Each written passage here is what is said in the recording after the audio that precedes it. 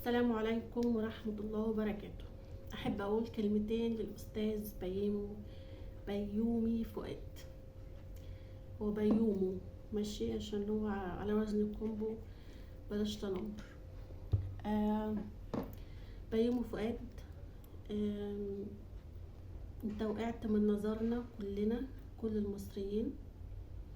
دي كلمة حابة أقولها لك بعد الحزقة اللي حزقتها على المسرح، حزقة ملهاش أي لازمة.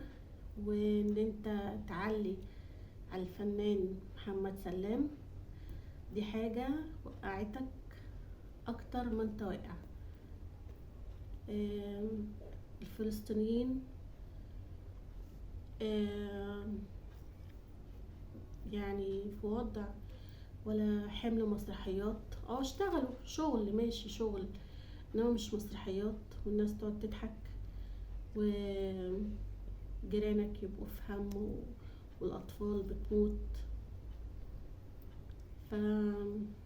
حزقة ملهاش اي لازمة ووقعت من نظرنا. تعالوا نشوف هو قال ايه. انا وكل زملاتي دول احنا بنحترمكم وبنحبكم وهنفضل طول عمرنا معاكم. كتر خيركم كتر خيركم كتر خيركم.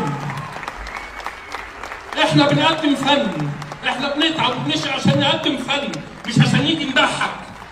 لو الموضوع كده يبقى في فنانين من ايامنا نجيب الرحمة. حزقة ملهاش اي لازمة بصراحة، وقعت من نظر كل المصريين.